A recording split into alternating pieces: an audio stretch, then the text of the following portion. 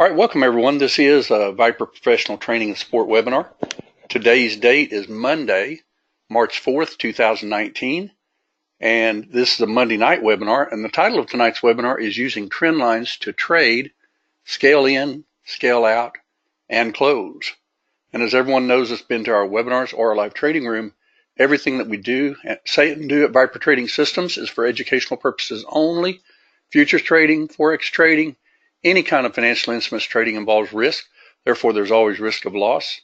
You should only trade discretionary capital, and that is money that you can afford to lose. Nothing said in this webinar.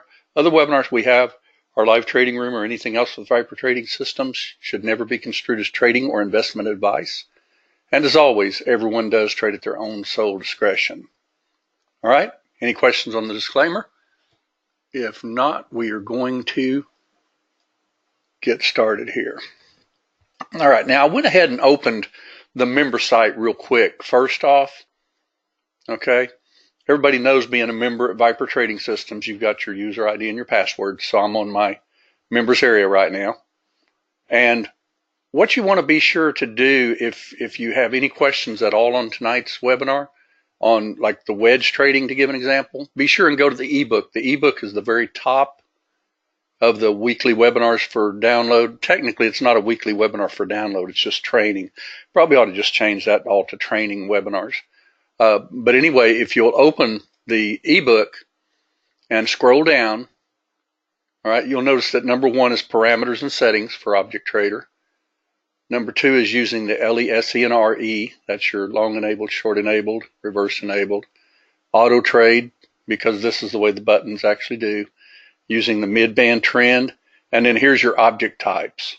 Okay, now this goes in the order of the way they are on the the little box that you drop down. So you go through regions, you got a bunch of videos, you go through PM1 and 2, that's your lightning, there's your ray, there's sniper,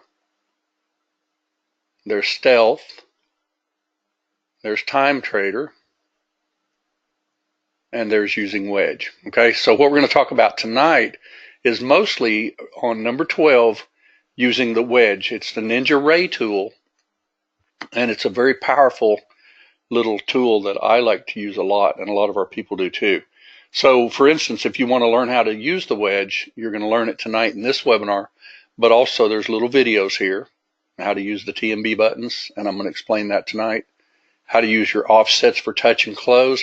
I don't really recommend close as much on the wedge, simply because you can get in that situation where you won't get a trade. And I'll tell you why in tonight's webinar. Also, moving the wedge while it's live. And we're going to talk about adding on trades with wedge and also scaling out with wedge tonight. Okay. So if you have any questions, there's 1, 2, 3, 4, 5 videos. And tonight's going to be real comprehensive on how to use it too. Okay, so without further ado, let's go to a chart. All right, we're going to go to a chart, and bear with me 1 second. First off, we need to real quickly decide which direction we're going to go. Okay, so let's see. They've been in kind of a downtrend, but they are stair-stepping which direction now. This is last night. So let's draw it and see where they're heading so far. Let's go ahead and draw our little lightning 2. So basically, it's looking to me, by looking at this, that we are starting to head up. So we need what? A retracement of some kind, right? So we can use our wedge to get in these retracements. Now, when I look at this chart and I see lightning 3, I'm going to go ahead and draw a lightning 3 on this chart. See if we can draw it from one of these areas here. There we go. All right, I see on the left a high, a low, lower high, lower low, lower high, lower low. So this is support right here, isn't it? So on any kind of pullback, this would more than likely hold. And then we need to look at our actual chart, and then we'll draw on our chart. Now, does everybody see, though, even just by looking at this little chart here, that you are breaking lightning 3, so you're stair-stepping up, you're in an uptrend? We're going to have a little indicator here pretty soon that's going to tell you when the trend's changing. because this is just the way we do it right here. Now, if I would have been up all night, I might have drawn something like a ray like this. Could you have taken a trade in through here? Sure. And you use that wedge tool that we have. Okay, so let's go to the chart and let's just see. Bear with me a second. Okay, here is our chart right here. Okay, now we can clearly see by looking at the chart, we are definitely in an uptrend, right? Okay, we're taking out all kinds of highs and everything. You look to the left to trade the right. Started out with a low, a high, a higher low, higher high, higher low, and even a higher high. So we're definitely in an uptrend, right? So what we're going to do is we're going to use a tool that we've got in Object Trader called the wedge. Now, you can use other tools too, don't get me wrong on this, but tonight's going to be mostly about using the wedge because, and probably a little bit of the box also, the region. Okay, so what you want to do first off is just simply put Object Trader on your chart, okay, which we've got it on our chart, and I've got my contract set at like 4, and that's probably plenty on our little illustration here tonight. Okay, and everything defaults like this to begin with, where your start long enables is false, your start short enables false. You want those to be false because you don't want to, start like a box or something like that and have the trade automatically trigger for it. So we defaulted these at false. Okay, and you'll see that start Object Trader is set on true, but the rest of this is false except for auto disable at session end. And that actually just means that when the session is over or the session break, that it will disable Object Trader. That way you can start a new day. Okay. But let's go ahead and put this on our chart. Okay. Now, first off, let me talk to you about how important a wedge can be. To give you an example, let's just say we didn't catch any of this, but you can clearly see, for instance, right here, a little thrust down, retrace thrust down, there's a wedge. Okay, could you draw a wedge along that top and actually take a trade? And the answer is yes, right? Now, if you missed that one, of course, what you got to do is you got to wait for it to do the same thing again. See how it did that? So I've got a thrust down, retrace thrust. So this is another little trade right here if you were using a wedge. Okay, and you got a little trade. Okay, that's the way wedge can be a very, very powerful tool for you if you wait for at least so you can draw those swings. It's really important to be able to draw the swings because let me show you something here. Is this a wedge right here? I mean, obviously you could draw a ray on it, right? But is this an actual wedge? Anybody? Because it's not, right? Because what would happen to you more than likely if you were to actually go ahead and take that trade? For instance, if it decides to go ahead and break, that is. Now, we don't know if it's going to break, but that is not a wedge to me, okay? Because a wedge has to have, it'll be in your face, exactly. Because, this thing could retrace down to here, the mid-band. It could retrace down to where it broke out, which is down here. It could even retrace down and check this swing. I mean, you don't know at the moment where they're going, but you do know that if you're going to stay in a long trend, you have to stay above phantom. Now, let me show you something else that I like to do myself personally, and this is to draw trend lines along my lows to see where things are going, okay? So let's say, for instance, I've got a lightning swing here and I got a lightning swing here. Now, if I draw this, and that's below my phantom, then I'm not expecting that to be my trend line. Does anybody see another one you could draw it on? Same low, another low here, and you could draw it this way. And lo and behold, that's actually, near our phantom area if it was to actually tag that particular trend line. Okay, that's if it comes down and actually checks the trend line. Now, you don't know when they decide to start retracing, you really don't know if they're going to stop here, if they're going to stop here, if they're going to stop this trend line, if they're going to go all the way down here, or if they're even going to break down. Okay, because no matter how good anybody is at trading, it's still all about price action. Okay, it's what the market decides to do. Okay, I'll explain the phantom area. Sure, Paul. Very important. By the way, I want to mention something just real quick too, that if you're actually getting long in the morning, like on Russell, at like a mid band, and it goes up to phantom and rolls over and then gives 50 ticks to the downside, but only 5 or 6 to the upside, don't fall for that. Because those phantom type trades can really be good. Now, if you can get a scalp out of a, trade around mid band at the open and everything, power to it. But I'll show you on Russell, from today, even when we get into it, and we'll make it like a last thing where we won't really trade it. I'll just show you how you should have traded it. Okay, but the phantom area, Paul, on your question, and it's an extremely important question that he asked there too. Okay, and we've got a video, by the way, on it. Let me show you where it's at too, just real quick. Let's go back to the members area real quick, and you should be able to see it. See this little video right here? Now, this is your ebook, the first one. This is Identified Swings, which I think is a really good video for everyone to watch. And then here's your phantom trades explained in detail. Now, I'm going to go ahead and explain it in this webinar too, but if anybody needs any brush up on it, that's only a 17-minute video, and it will really walk you through exactly how to see phantoms. Because every phantom trade is not a phantom trade. It has to meet criteria. Okay? The criteria is simply this. All right. You go from one extreme to another. Let's just go from here. We're green. Okay, see our midband is green. All right, you would think that would be heading up, right? But it broke down. This is your first phantom trade right here. And actually even this one right here, except that I personally like for it to go above line 6 and close in this area, but they don't always do that. So if you do take this one and you get a little scalp and it's back in your face, do this one instead. Okay?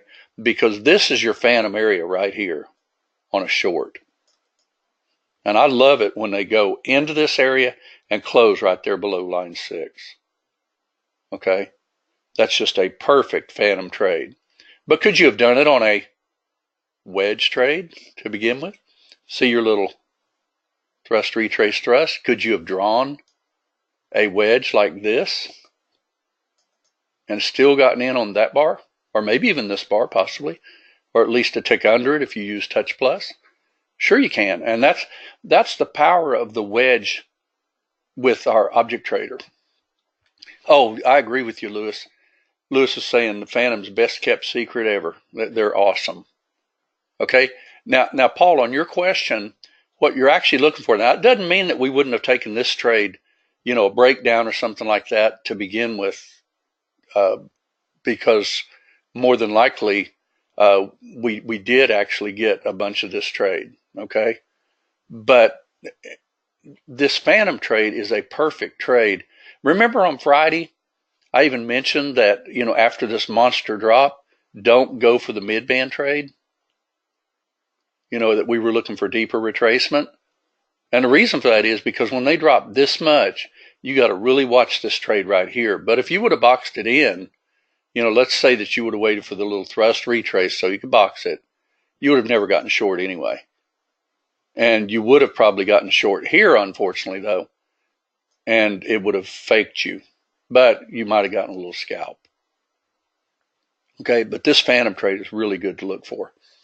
All right, now that's a short phantom right there. What you're looking for is first time after a trend change, the mid-band changes trends, you're looking for that first phantom after a trend change. All right, second one right there if it ratchets down. See how your swing here, your high, your low, that ratcheted down. That's another phantom trade. And you just simply box that little puppy in, and when it closes down below line 6, you're in it. That's your short phantom trade. Okay, now your long phantom trade, let's see if we can find a long one. Here's a little phantom right here again. But if you take this, for instance, let's say that it breaks line 6. Got you a mid-band trade. That's a 10-tick trade. That's a phantom trade. Now, this is a little more iffy to me. I don't like this one as much because the background turned green. And you will find, though, that the ones that'll work out the best will be with the larger short down, like your reds and your magentas, instead of your rose-colored. But you can still box that and still get a good trade. All right, now let's look at it and see. Okay, we're definitely changed trends. So now, Paul, on your question from earlier then, your phantom trade is right down here. See it? That's your phantom trade. It gave a little scalp, stops you out. This would not be a phantom trade here because the background turned red and you got your magenta mid-band. Okay? So, although could you still use a ray to trade that, though? And the answer is yes. See how it just thrusts down, little trend line, then it breaks trend line and off it goes? That's a really powerful way to use the wedge trader. Okay? Now, I personally get up about 5 o'clock in the morning, so I was not up at 2 in the morning right here. But if I would have seen this, I would have traded it. But if I start getting up at 2, you'll probably hear my head hitting the desk, during the room time, because that's too early. 5 o'clock is about the earliest that I like to personally get up, and this is right about in this area right here. Okay, now I'm going to ask everybody something. Let's go ahead and put it. Should be right in through there, I would think. 5 o'clock. Well, we'll just put it. That's 4:56. That's probably close enough. So I'm not actually up even when this is happening. Now, how many of you fall for just thinking, wow, here's a high, here's a low, here's a higher high. So should I go ahead and take a chance at a trade? And the answer is really no, simply because it's not even meeting minimum criteria yet. Okay? And minimum criteria, does everybody know what minimum criteria is? I think Charles went over that extensively on Saturday, but I will do it. Your minimum criteria trade has to actually break down below stealth and below line 6 for a long. And on a short, it's line 2.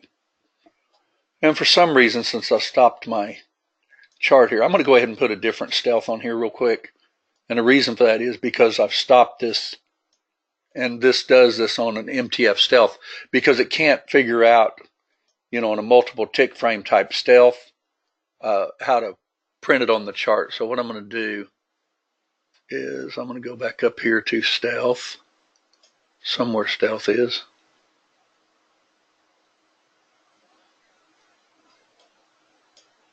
Power trend time read in the background. What am I missing? Predictor lightning plots. I don't even have stealth on there, do I? Except this may be the stealth that's with Object Trader right here. I'll just go ahead and remove. No, it's with the strategy. So I'll put the other stealth on real quick. Let's do that instead. And I'm just going to go ahead and use the one that's automatically for a 4-range chart. That way we don't have to worry about it not printing on the chart correctly. All right, let's go ahead and do that. All right, so now this is actually starting to qualify for what we call a minimum criteria trade. It closed below stealth. It hasn't closed below line 6 yet. Okay? Now, we're not going to talk about this as much tonight as what I'm going to talk about is how to use this wedge trader. Okay? Very powerful tool, the wedge trader. And let's just let this play for a minute. Let's see if we can draw a wedge. First off.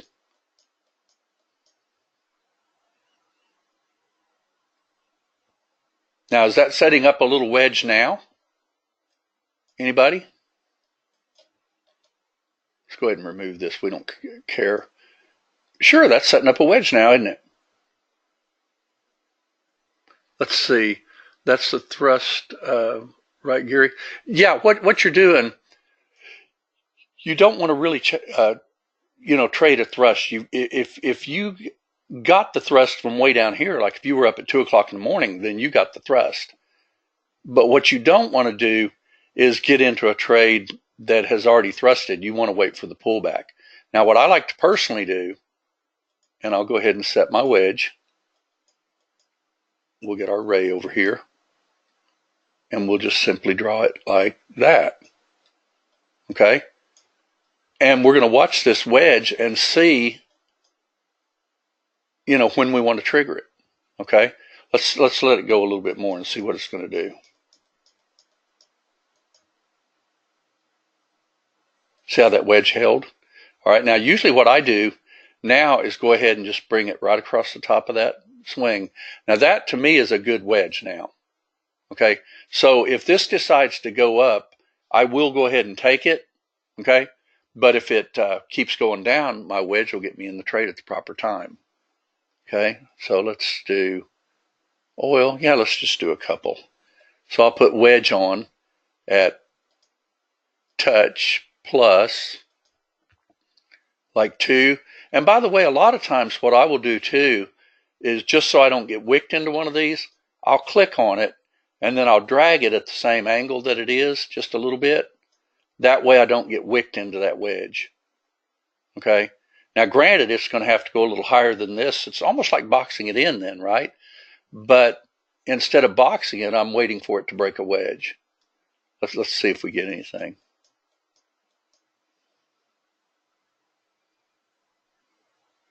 Touch plus 2.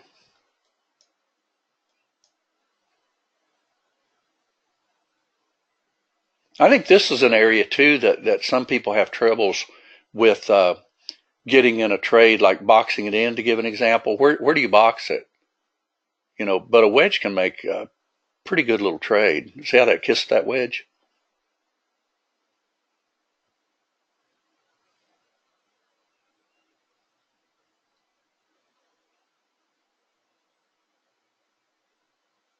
Now, is this a trend change yet, anybody? No. No, we're still in a. Now, could you short it underneath mid-band the way we teach it? Yeah, and I'd highly recommend being very careful with that, because it's kind of like that. Some of those Russell trades that were around mid-band today, your better trade was absolutely the short. Let's see if we get this trade. It's getting close. There's a little trade there, okay? And we've got our stop in. Now, what I normally like to do is, now that it's gotten me in, is I'll go ahead and reposition it where it got me in with the bar, just in case it goes lower, because we could be getting a phantom, and I might feel a little bit of heat because that wedge got me in at touch plus 2, okay? Now, if I'm a betting man, I would say more than likely they're going to test this swing right across here, like so, at least, okay? So I'm willing to give it that, okay? And let's see if we can go ahead and add if it happens to break our wedge again, but I'm only going to add 1.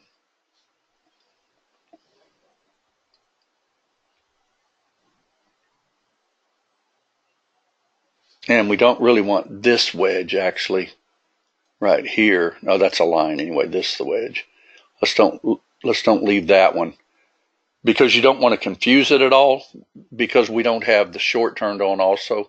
We're simply looking for the long type trade. Okay, now if this closes down instead, there's 3. Okay, I'm in 3. Now, I've got my stop in, but keep in mind that I could so easily give up some on this trade, because this could be like a falling knife. But I'm going to be willing to give it some wiggle room on here, simply because we also have what we call a phantom trade.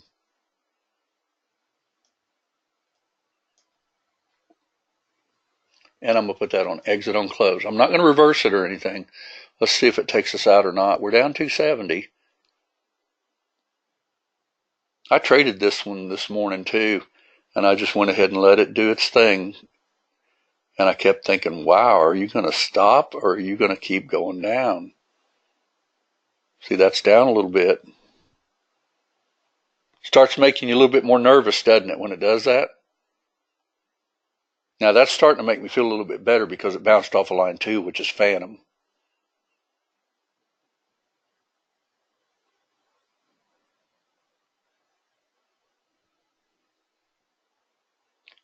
Well, we dodged a bullet. We see how that phantom did its thing. Now this is one area that you've got to understand about a wedge. See, let me just redraw this. We're not going to turn this on at all, but let's just redraw this now that we know what's happened.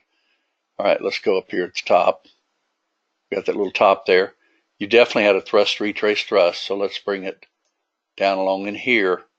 And see, there's no question about it. That particular wedge faked you. It definitely faked you. Because see, you actually got in here, and then it came down further, and then you actually got in again. But notice that we're okay now. Okay?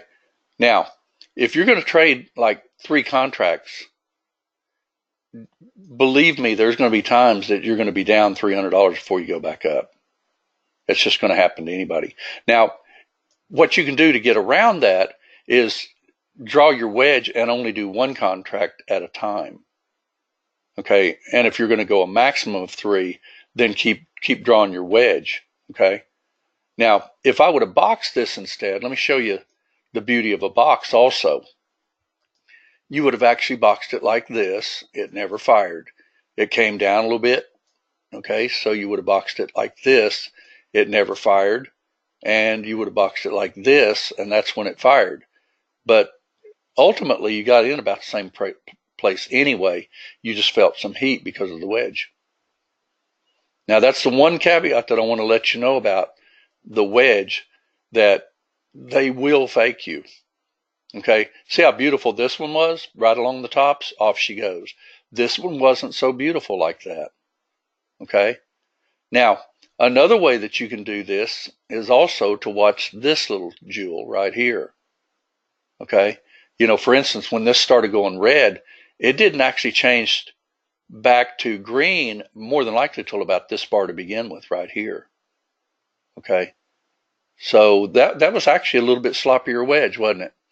Now, and while I've been talking, I should have been taking some profit, because usually when you get a thrust on your first little thrust, you want to go ahead and protect some profit.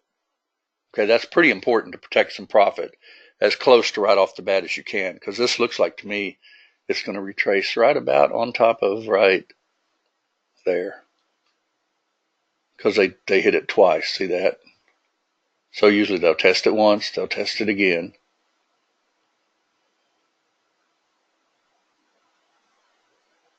Didn't quite get down there, but I bet it does. They usually look to the left to trade the right. And if you haven't checked it yet, they're more than likely going to. Predictor's also saying right where I drew my line too. So let's see if it does. Let's see if I got any questions above. A question when you get a chance. Thanks. Let's see.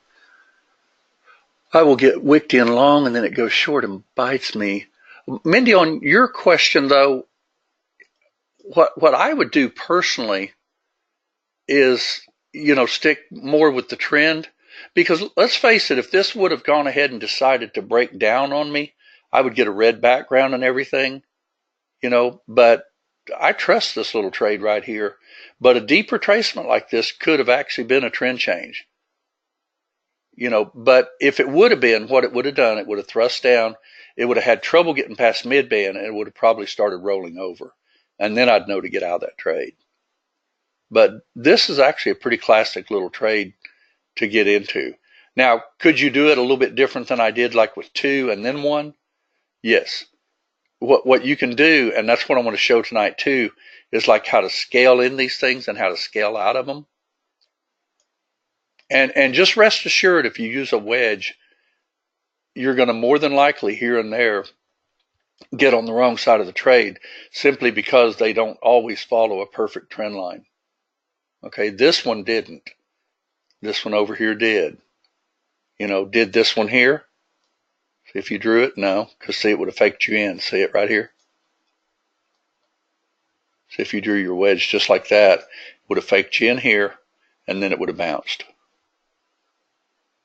That's why, as a rule, I'll usually do 1 And by the way, sometimes what you can do if you want to, I like to use wedges just to look for where to get in a trade, and then I'll box them in too. And then as they go lower, I'll box them in again. But see, we're still okay on the trade. That's where you got in, Raymond? Yeah, matter of fact, Raymond and I were actually talking on Skype this morning when I was in this little trade. And I had mentioned that I actually got in at line 2 because I was kind of expecting it to be a phantom. And it turned out to be a really, really nice little phantom too. Okay. Now, does everybody know how to use the wedge as far as like if you were to use it as like even a long and a short, like a triangle to give an example, or how to scale in with it? What I normally like to do if I scale out, just to give an example, let's just see what we get here. So far we've had a thrust. We haven't had much of a pullback. I would expect it to pull back right here.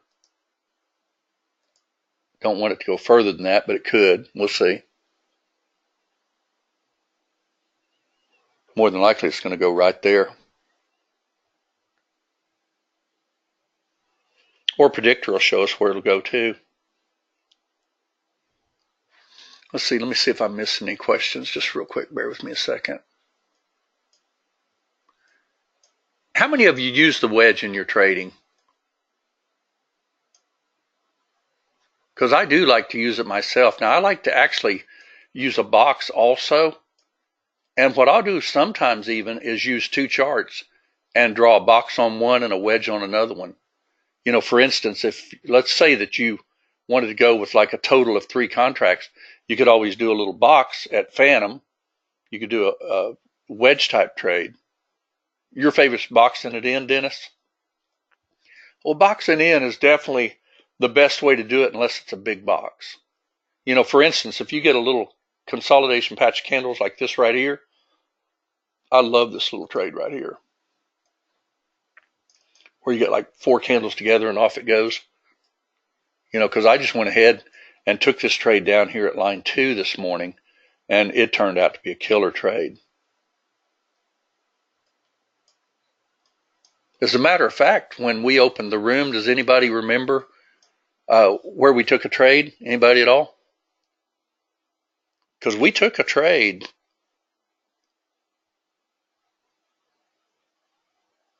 Sorry, I just leaned against my mute. We took a trade this morning, and how did we do it, everyone? Anybody remember?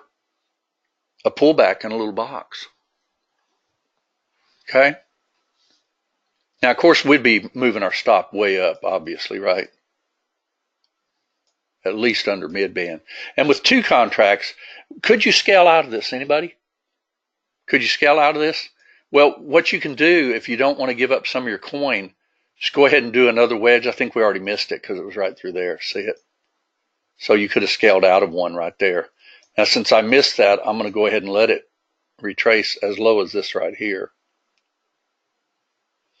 Remember this trade? I called it on this bar up. Turned out to be a pretty good trade. And then we put our stop under there, didn't we? Actually, we put it right under here, just a little bit like that, and put it on exit on close. So if you like more using the box, you want to just talk a little bit more about the region tonight instead? Because I know I get a lot of people asking about where to take a trade on a region too. We can talk about some of that. I see a trend line right now, though. Does anybody see it? Let's try it, just for the fun of it. Wedge, long, touch plus 2, 2 contracts. Let's see if it works. Okay, we're in. See how that beautiful little wedge worked right there?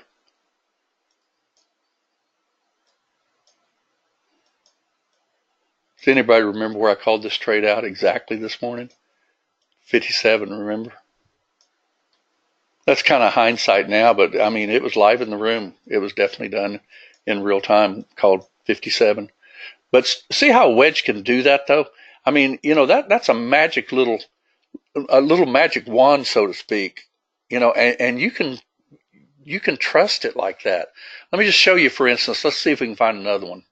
I'll just take this one down, and let's watch for another one just to see if we get one. We need a little pull down.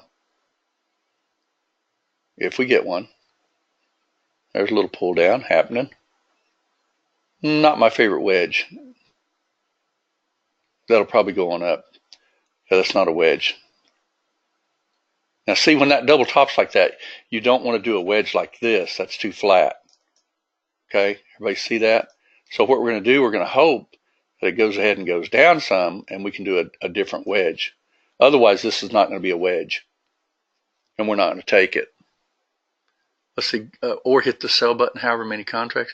Oh, absolutely, David, on your question, you can definitely do that too. Keep in mind the beauty of being able to scale out. For instance, let's say that I was in, I don't know, let's just say that I was in,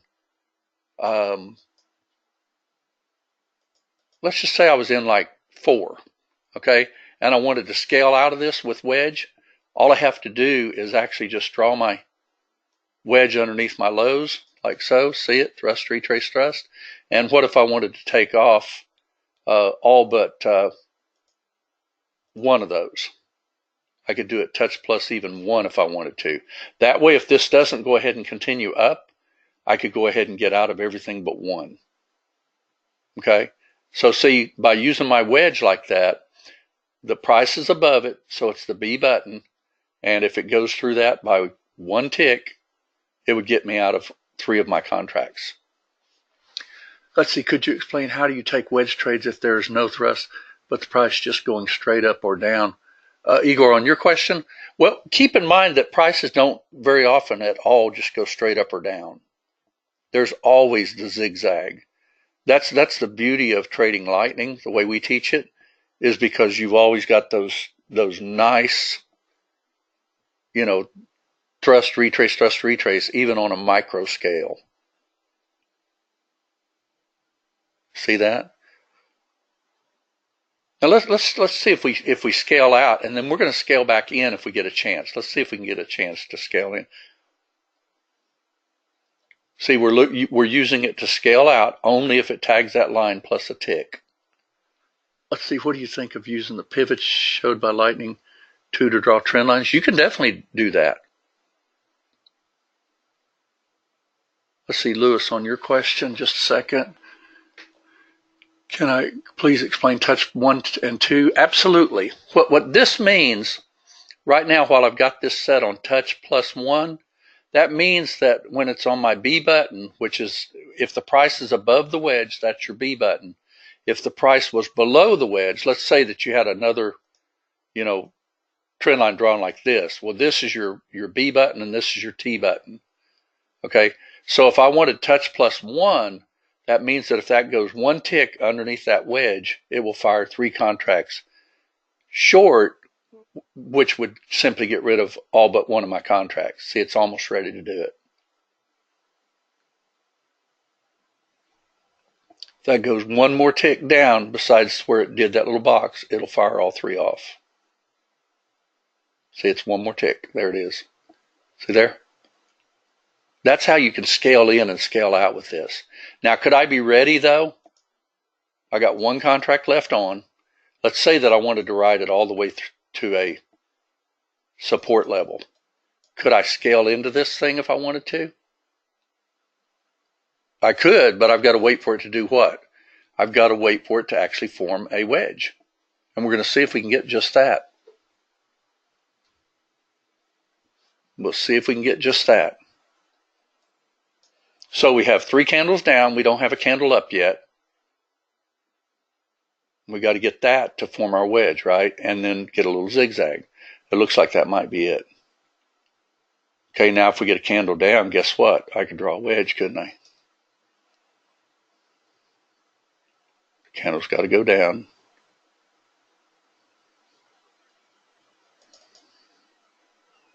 Candle's got to go down. Otherwise, it's not a wedge.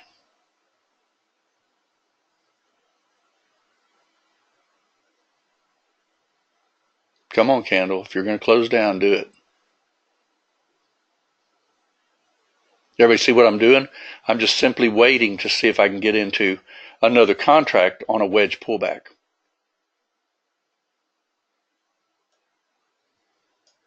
But if it goes on up, it's not going to give it to me. See what I'm doing? So if it doesn't give it to me, that's fine. That's all right with me, because it's got to do a wedge or I'm not going to take it. We'll just leave the one contract on. But could we also still get out of the trade based on a wedge?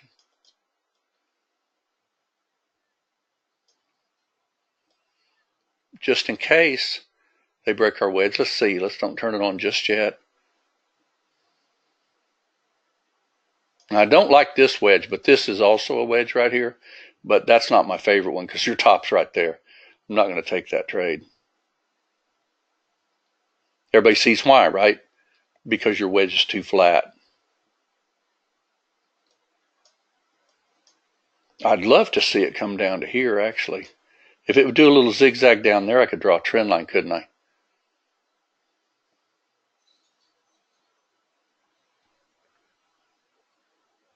So far, they're not even taking line 6 out, so we're just riding our runner right now.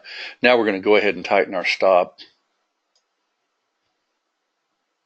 Remember what I called in the room this morning? I said, now that it's starting to miss line 6, could you use line 6 as your out? You could. Did you know you can also do this with like the wedge itself if you wanted to? See where this is kind of doing a little stair step up? You could even do your wedge like this, just in case it decides to take it out. See there? You know, if you've only got one contract, I don't recommend, getting out so easily, because your whole idea of trading is stair stepping. And if they could keep stair stepping up, you want to stay with it. Let's see, if it came down to where you want it, it would break lightning too. Yeah, that's another out you can use also. We've developed so many things in Object Trader that you can actually use. For instance, if this power meter goes red, you could just hit the close button. Or you could even use the power meter, see power meter 1, and actually do a short power meter if that goes red. Okay? But you can also do a trend line type. For instance, could this be a nice little trend line like right through here? And just let it ride until it breaks it. Let's see if it keeps going.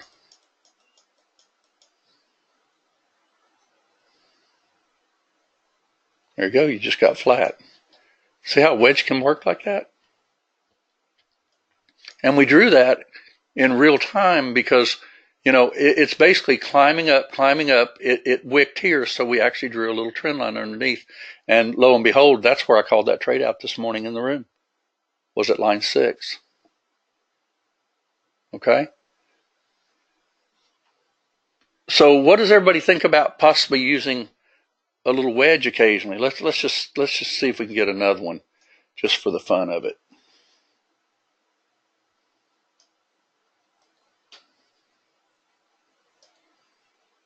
We're only going to try to do like 10 ticks just for the fun of it, because we've already had quite a bit of a thrust to begin with. But could we actually see if we could get 10 ticks if it breaks that little wedge? It's got support right here. Let's see. Can you use touch with the region? Absolutely. You want me to show you how to do that too, Lewis? I'll show you how to do that. Let me real quick, because I'm running a little bit more out of time than I thought. I've got 15 minutes, but I'll show you also on that Russell how to really diagnose that chart. Because the one thing that you want to be careful of doing is getting in and out of trades that just barely make you any money, even if they scalp. Okay? Because let me show you. We don't care about this trade. We're closed out. We don't care. All right, we turned on PM. Let's do a chart with Russell. I'll go ahead and do a Russell chart. Bear with me just a second. It's loading.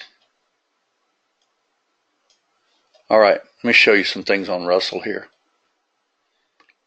Let me back it up first because I want y'all to don't look at your own or anything like that. Okay, now let's look at this chart right here. This is at the exact open of the market because I'm 8:30 Central Time, so this is an exact open of the market. Okay, now what direction so far is my background showing? And what direction is my midband showing? And where's my resistance? Well, I've got resistance right up here, like so, right? And I've got resistance right here, but that's above phantom, so it probably won't go that high. Nope, won't.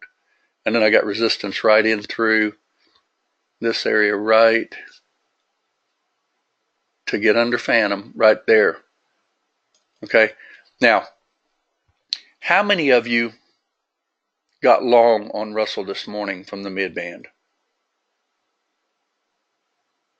Remember that trade?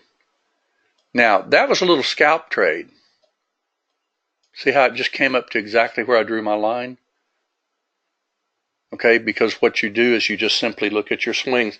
What haven't they tested yet? Well, they tested here. They hadn't tested here yet. Okay, so does anybody remember this trade in the room this morning? I know for a fact that this trade was called on a mid-band break like that. You didn't get in till here. That's barely a scalp. Does anybody know what the trade did after that?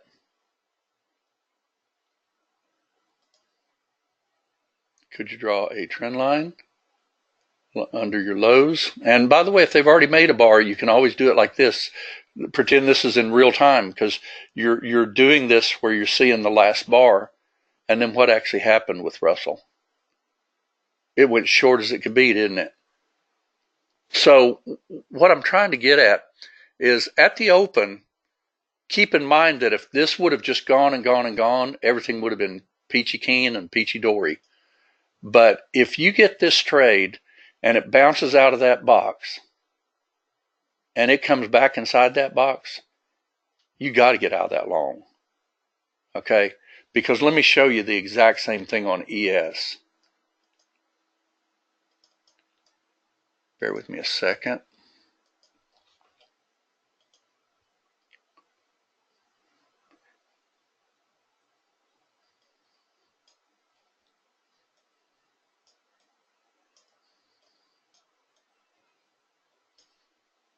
Anybody remember ES? I think this was, let's see, let's get to about 8:30. Let's see.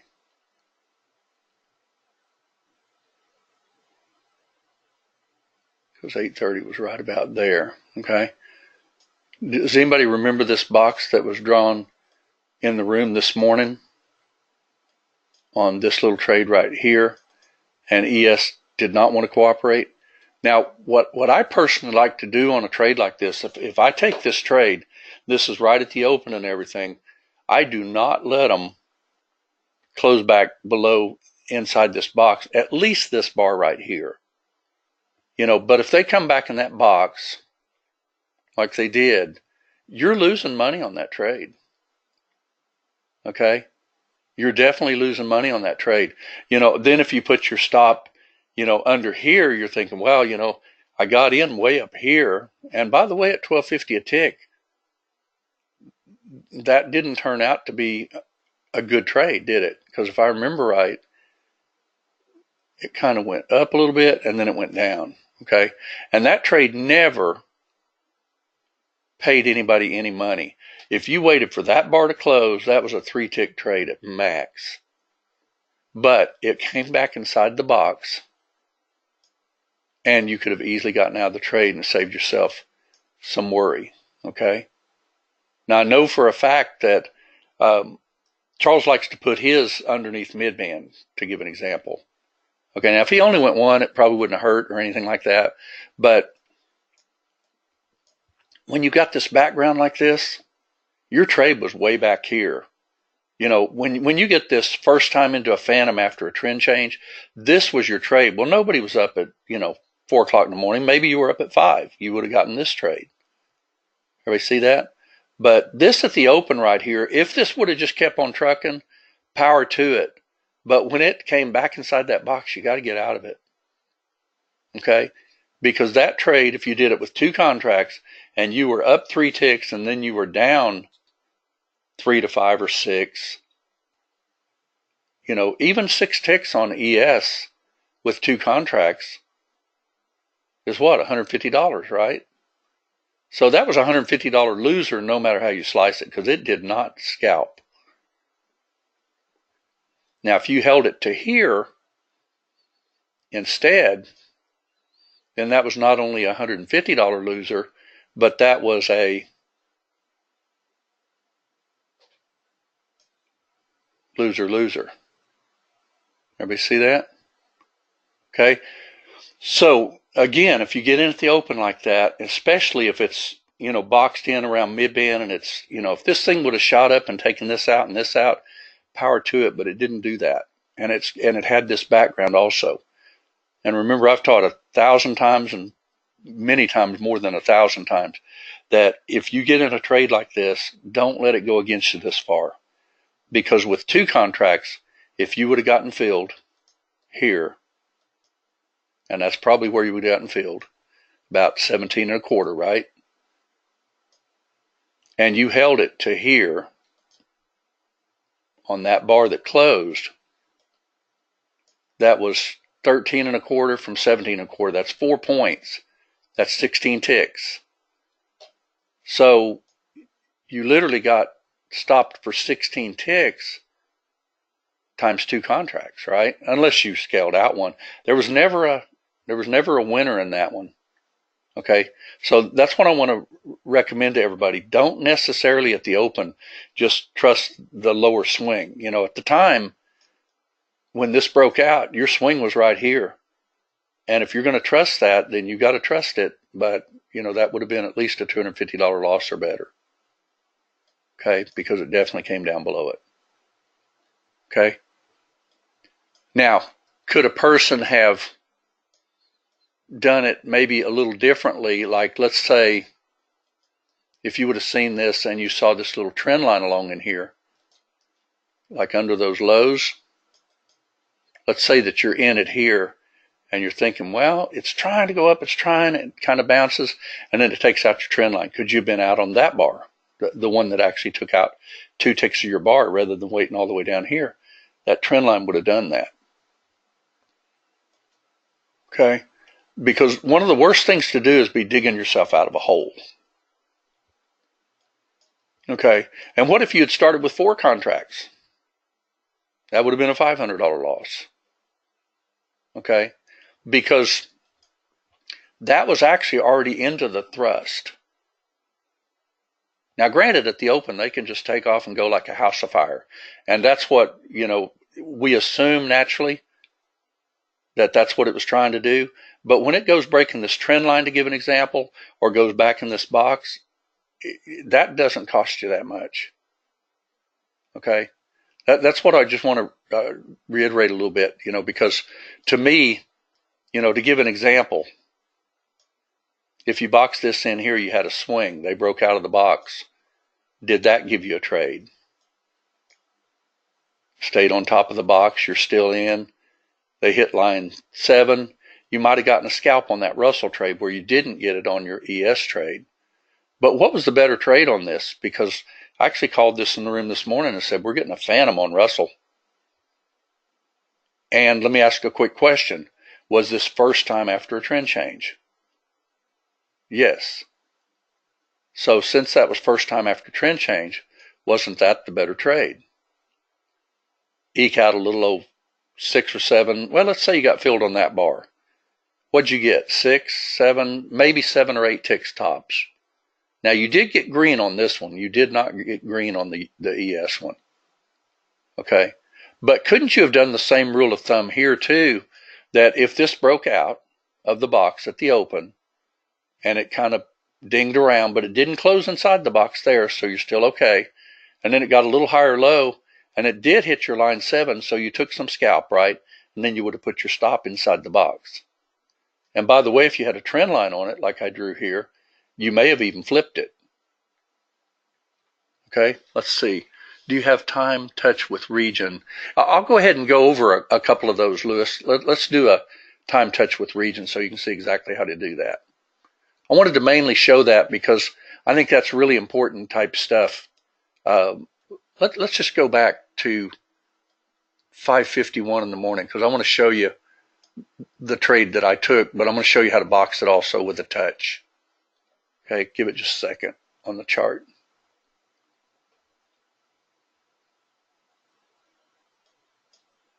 Okay. So you get up in the morning, it's 5 o'clock, you're getting your coffee started and everything like that.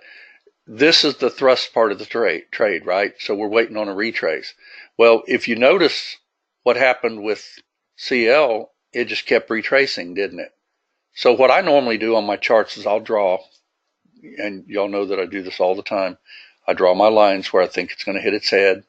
I draw my line where I know it's not going to go any lower.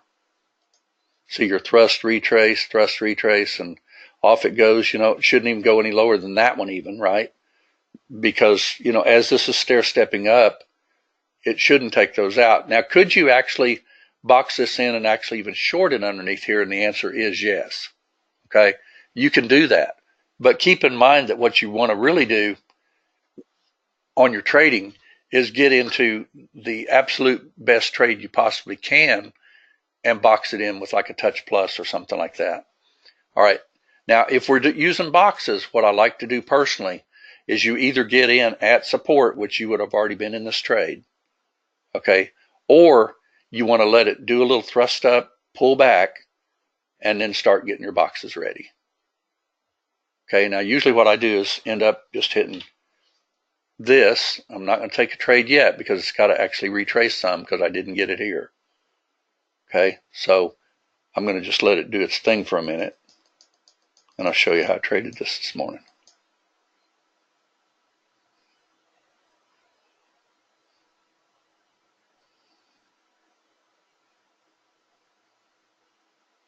See, it bounced off that support again just a little bit. Wait for it to start stair-stepping so that you can actually get in the trade.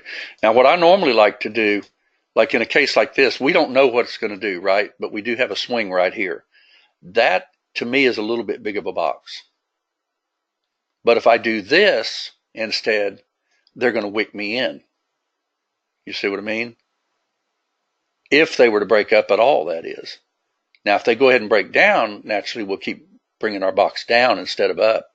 But what you want to do is you want to actually at least engulf the candles like this so that if it really was breaking up, that it should break up, come back, kiss, and then take off. Okay? But I don't like that big of a box, period. All right, let's see if we can get the trade. Fast forward it just a little bit. We're almost running out of time. Okay, now let me ask you a quick question. With this doing what it is right this very moment, could you box this trade in? And the answer is yes. Because see what it did a bar down, a bar up. You've got resistance right here. So could you actually get ready just in case this decided to break up just above mid-band? One contract. Close of the bar. Okay, now if it comes down lower, we'll go lower. See what it did.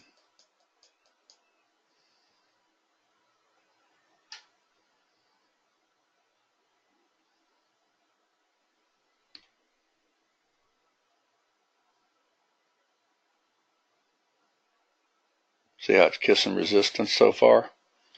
But is that a short trade, anybody? If you're a scalper, it can be, yes. But you're going to find that some of your better trades, if you'll just wait for the way we teach it, because that seems to work quite well.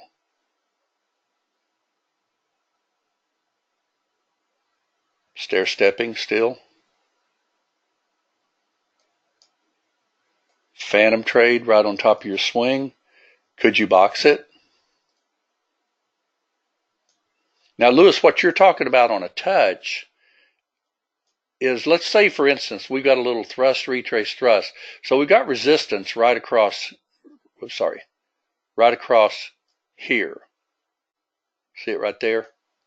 Little thrust, retrace, little wicks. So your resistance is right across there, just a little micro resistance. Okay? But if you're going to do like a touch on this, the T is the top of the range, the B is the bottom on the button, and you could just simply set it for, instead of close, you just change this from close to touch. Okay? And if you can get a little consolidation patch of candles, is my favorite way to do it. I don't like larger swings. You know, like this little consolidation patch, if it would have broken up, would have tickled me pink. It didn't break up, so we're not in it. But now, if you get a candle down and a candle up, could you actually box it like against that resistance right there? And that's if this candle goes up. Okay, because that would be like a down, an up, and a break. Okay, and the answer is yes on that. Now, when I saw this morning, I saw it kissing right on top of that swing right there. Does everybody see that swing right there? So could you actually, at the very moment that touches that, grab that trade? Yes. Now, if you didn't want to grab it there, then go ahead and box it in, because that just kissed support. So that's pretty much where I would grab it. Okay, but if you're going to use touch plus, just simply turn on your long enabled, like a touch plus 2, do a couple of contracts or so. And by the way, you can even do 1 and then just scale in with your box if you want to. Let me show you how to do that.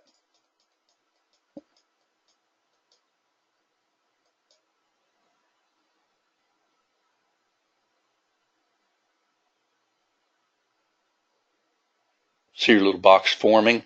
If that candle goes down, then that would actually give you that little box. See how it's bouncing right off of that? But you're still getting a candle down. Now, could you box it now? See there? That's your little box right there. And there was your trade.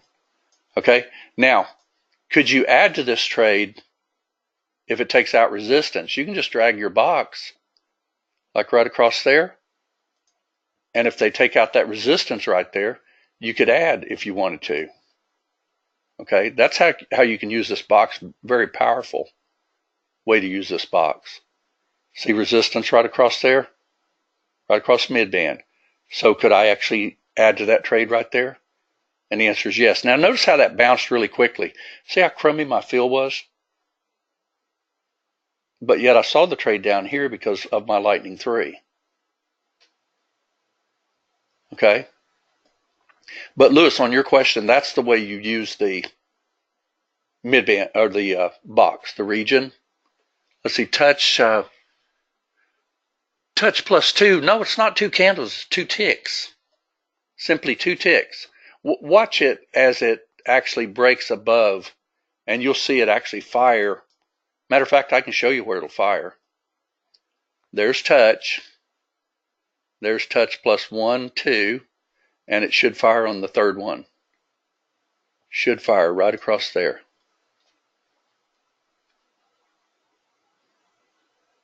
Let's see if it does.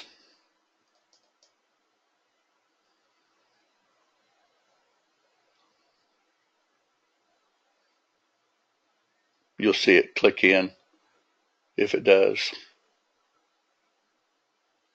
There's 1 tick. No fire yet. There's 1 tick. There's 2. See it? See how that fired right where I said it would? What that does is just simply you're telling it outside the box 2 ticks. And it has to have a confirmation tick to fire it. If I wanted to add again to this, all I'd have to do is do that. Just move my box with lightning. And by the way, a lot of our people do just this. You know, because you can use this little deal to scale in if you want to. You know, could I do it on the opposite side of it instead? And the answer is yes also. What if I said, okay, if it breaks up, I want it to pull back and kiss. See where my swing is? So I wait for a little break up, and I set my box like this instead, long inside touch +2, but it's got to break up first. We're not going to take it here because, see, it's right now it's just going through resistance. So it's got to pop up and pull back. Like that.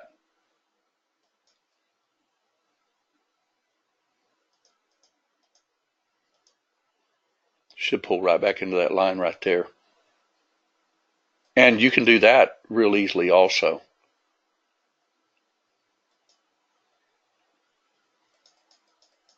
Watch and see if it doesn't kiss that line. And now keep in mind I can only go 4 contracts, so it will not go more than that because I've got it set on 4 is all. Okay, you can also make both short and long with the touch. Is that right? Absolutely. Like if you wanted to see if it would go either way, see how that just fired my trade again, right on my support area. Now I'd probably tighten my stop quite a bit by now.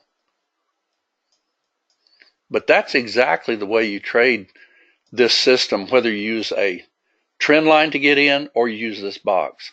And those are my 2 personal favorites, is the box and the trend line. And I also like the bar close, and I'll show you why. Let me show you a little deal on bar close. We're going to do a bar close, and I'm going to do long, and I'm going to add 1 every single time a bar closes. See how that's up to 3? If a bar closes, it's on auto. See there? And then you can tighten the heck out of your stop if you want to. Those bar closes can make you some pretty decent coin, actually, when you're trading these nice thrust breakouts like this. You know, now you don't want to hold 4 on any kind of pullback, though. You want to get out of some. So you can also use the bar close to get out, but don't leave it on auto. Just turn on your short bar close instead. And if they happen to take 2 of your contracts off, you could get out of a couple of them just in case. That way you're not holding 4 all the way back to here. Let's see, when would you personally enable both short and long? Whenever we say in the room to box it either direction. You know, for instance, let's just go. That's a good point. Let's say that you were up at this time right here, and let's say that we said box at no bias. You know, you're right at support. So if this breaks down or if it breaks up, you take the trade, right? Well, it actually broke down. Okay. So could you have actually enabled it long and enabled it short? Yes. And then you end up getting a nice little trade short too. Okay. Now, I don't personally like to just short just below mid-band, because to me, when a trend changes, a trend is going to thrust down, it's going to retrace back into resistance, and then it's going to roll. This was nothing but a deep bar probe, and if you got this morning, you got a heck of a move, because I called this thing out all the way at 757. So from here to 57 was one heck of a trade. Now, does everybody know how you can tell what that's going to be? See your thrust, your retrace, thrust, retrace. So that's like a thrust, retrace, thrust. Here's the way I like to do it. Thrust, retrace, thrust. See how it hit it right up in here? And then can you go one more step and say, you know what, maybe it'll do it again. Then you're all the way up to here, right? And you just keep drawing your lines on your chart. You know, for instance, so it should hit here, and then next step could be higher. You just draw on your boxes and everything. So what does everybody think about using the region and the wedges? Now, the wedge was mainly the topic tonight, and I ran about 9 minutes over. Keep in mind that on your wedges, though, if you draw a wedge, I'm going to draw it out of the prices and show you something.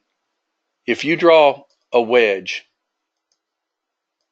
let's just pretend our price is in this area right here, okay? Now, if I drew a wedge like this, this would be my T button.